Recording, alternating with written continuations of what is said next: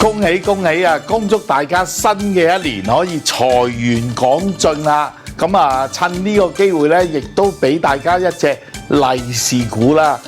通常利是股咧，好多人呢兩年咧就會覺得我係阿里巴巴啦、中芯啦，咁啊都厭啦，係咪？不如俾隻新啲嘅又銀碼細啲嘅股份大家啦。但係銀碼細嘅喎，股價細嘅喎。但係唔係細股嚟嘅喎，呢隻咧就係商湯啦，20號。商湯咧其實係做 AI 嘅業務咧做得好多，咁同埋咧亦都係個發展未來嘅發展咧個情況咧應該就會踏入收成期，有理想嘅表現㗎啦。咁所以咧我就建議大家咧可以考慮買入商湯啦。咁啊〜而家2個4、2個半應該都唔係貴嘅啫，因為商湯嘅目標遠大啊！我睇咧就保守啲估計啦，3個半至4蚊到，應該係可以有機會到嘅。Hello， 咁多位大家好啊！馬年咧首先喺度恭祝各位身體健康、財來四方、平安大吉、志在必得。好啦，咁今年嘅利是股係乜嘢呢？咁不如先我哋回顧一下先啦。上年嘅利是股嘅時候呢，我就俾咗一隻就係388港交所嘅。咁啊，上年嘅表現都好唔錯啦。咁啊，去到大概12月嘅時候呢，亦都叫大家係時候要平倉獲利噶啦。好啦，咁去到今年馬年咯，又有邊隻股份可以推介呢？咁樣，咁今年嘅利是股呢，就係隻1929周大福。點解呢？咁首先第一，我仍然覺得呢個金價呢喺2026年嘅走勢呢都係會偏強嘅。咁雖然我哋曾經經歷過一個叫做史詩式嘅洗倉，暴跌啦，由大概5600美元每盎司呢跌到落得返4500鬆啲咁樣。好啦，但係即使咁都好啦，我哋見到黃金嘅價格仍然係好強噶，一路反覆繼續都向上衝啦。而2026年呢，我仍然覺得都係一個一個好唔平安或者好多變幻嘅一年嚟嘅，大家一定要小心。成個國際形勢咧都唔會係一個平靜嘅一年嚟。咁由於預計無論國際嘅局勢咧，又或者 Donald Trump 政策嘅搖擺不定啦，咁所以咧其實對個金價嚟講咧，我認為咧都係會反覆繼續會向上升。雖然有波動，但係中長線仍然係會睇好噶。好啦，咁由於金價好嘅話，咁自然對一啲金色股亦都會有幫助啦。咁可能好多人都會問，咁點解唔揀啲金礦股，而要揀隻金色股咧？咁樣。咁主要原因咧就係因為周大福嘅息高啊嘛，佢嘅息亦都好唔錯，而且咧佢嚟緊個盈利仲會有一個好唔錯嘅增長。咁所以即使如果個金價雖然係升，但係可能升得慢，一個慢牛嘅趨勢嘅話咧，咁如果或者喺反覆橫行嘅時候咧，咁周大福都仍然個股價有能力會衝上去。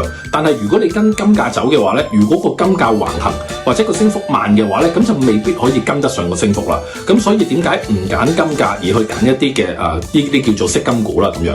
好啦，咁至於周大福有咩賣點呢？咁樣樣，咁首先啦，頭先講咗啦，同黃金掛鈎啦，而我覺得今年嗰個黃金嘅金價，就算慢牛都好，周大福有機會會跑贏個金價啦。OK， 第二有息收啦，個息亦都好唔錯啦。第三，如果睇翻個企業嘅盈利指引嘅話咧，其實有望今年2026年咧，周大福嗰個盈利嘅收入咧係會有一個好唔錯嘅增長嘅。我哋可以睇翻幾點啦。另外仲有就係佢喺另一個嘅知名品牌嘅一個設計師咧就刮咗角過嚟啊嘛。咁預計咧嚟緊周大福嗰啲嘅珠寶設計咧可能會有一個新嘅面貌。咁呢個新嘅面貌有咩好處咧？就係可以帶入一個嘅年輕人市場。即係可能以前大家覺得哇啲金色會唔會比較老土啲啊咁樣，咁嚟緊咧有機會大家可能會覺得好時興，係啦，可以去到好多唔同嘅一啲嘅年齡層啦。嗱，最新發生咩事咧？就係佢同華為其實合作喎。周大福同華為有個黃金耳機啊，即係大家用嗰啲 handfree 嗰啲嘅耳機咧，竟然係可以同黃金嚟掛鈎喎，同呢個華為一齊去整呢個黃金耳機。咁我哋已經見到佢有一個嘅突破，而嚟緊我相信咧有好多唔同類型嘅，無論產品咧、外形上啦、嗰啲嘅外觀啦等等，都會有好多唔同嘅突破性發展嘅。咁對成間企業嚟講，無論嗰個嘅觀感啦、嗰個嘅盈利收益啦，我相信都會有好唔錯嘅表現嘅。咁投資者都可以留意一下啦。係觀眾們大家好啊！祝大家馬年事事順利，財源廣進啊，出入平安啦！最緊要有財神關照，可以發個黃人分啊！利是股方面啦，留意翻隻美圖公司1357啦，咁啊股價方面近排都跟住翻啲軟件股啦，咁啊受累啦，AI 取代一切，股價跌咗落去嘅。咁但係留意翻啦，其實你美圖啊而家嚟講啊幾架大嘅產品咧，短期內啊甚至乎長期其實被取代嘅機會都比較細㗎。畢竟第一你真係要諗一諗啦，之前佢同阿里巴巴係有合作嘅，咁講緊係以個可換股債券入股，正啊當時嘅換股價其實同而家就6個半嘅水平差唔多嘅啫，即係話其實而家呢個股價已經回落到佢起點嘅時候啦。咁所以你話喺股價層面上面咧，絕對值博嘅。咁你第二啊，咁其實見到你話佢過去嚟講啊，近呢幾年都見到有唔少圖像軟件出嚟啦，其實都取代唔到佢個地位嘅。咁啊，除咗喺民間應用啦，即係我哋平時玩美圖秀秀之外啦，咁其實你話真係佢自己本身喺商業上面嘅進展咧，都越做越好噶啦。再加埋拍到呢個阿里巴巴嘅大碼頭啦，咁嚟緊咧商業化上面嘅進展咧，應該都唔會差噶啦。咁所以喺呢個前提之下啦，股價回落翻去而家呢個水平啦。咁講緊6個半嚟講，都係一個好嘅買入6個半左右啦。咁其實都係一個好嘅買入時機噶啦。咁長遠嚟講啊，咁可以睇翻今年啊，可能第一季度都有機會望翻去10蚊呢啲股價，或者甚至乎更加高嘅目標價噶啦。恭喜發財！各位東網嘅觀眾、讀者朋友，大家好，我係盈立證券嘅研究部執行董事 Dicky 黃德基，祝大家馬年馬到功成，龍馬精神，一馬當先。嗱，講到金融市場，我相信今年呢都仍然係好景嘅一年嘅，不過波動性就難免啦，因為馬兒都係比較跳躍㗎。嗱，講到咧環球金融市場聚焦嘅一定都係嗰幾樣嘢㗎啦，地緣政治嘅風險啦，聯儲局嘅獨立性啦，美股嘅企業盈利可唔可以有增長咧？仲有特朗普嗰啲朝令夕改嘅政策咧？咁嗱，有咗個喐十嚟緊會接掌聯儲局，究竟可唔可以保持住聯儲局獨立嘅地位咧？嗱，我個人預測咧，去到年中的而且確喺上任嘅時間咧，有機會咧就係減息嘅。但問題係香港咧，最優惠利率咧睇嚟就冇乜減嘅空間啦。畢竟咧活期存款利率都好接近0㗎啦嘛。不過都唔擔心嘅，整體嘅拆息咧仍然有回落嘅空間。隨住港元匯率只要進一步轉強，資金再流入咧，呢個情況就會出現，亦都會成為咧進一步刺激港股咧再創高峰嘅原因嚟嘅，甚至乎係可以話係原動力啦。不過講到板塊同個股咧，都有少少心水利是股咧，分享俾大家可以參考下嘅。但係講到美股咧，外圍咧，我都幾中意呢間公司嘅就係 Costco。咁可能大家都好熟悉啦，就做特賣場噶啦。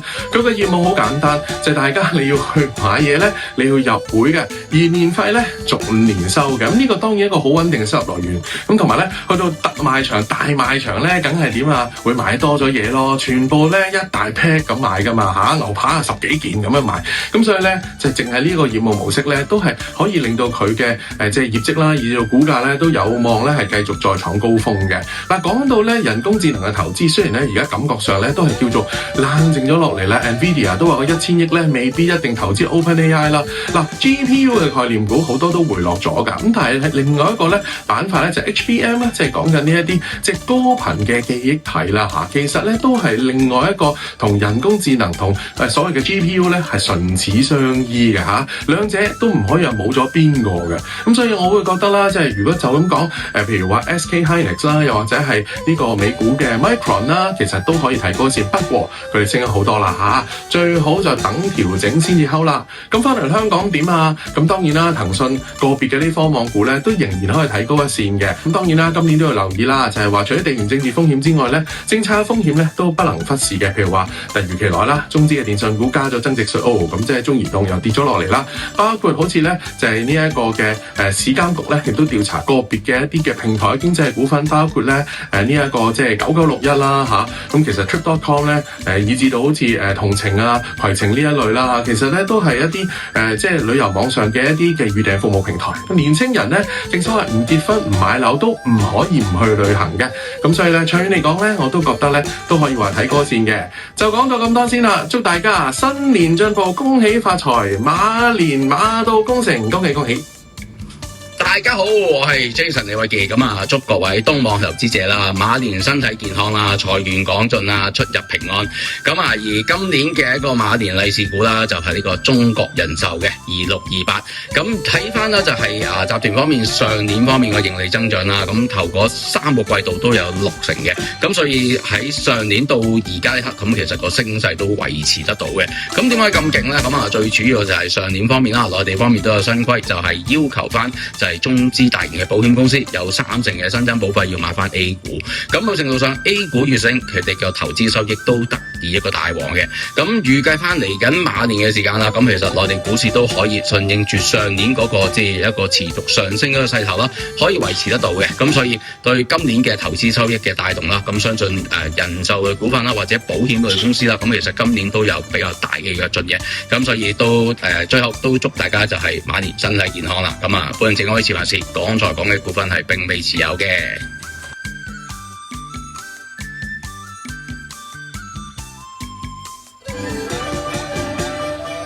東方東網綻放光芒，東方傳媒集團同仁鞠躬。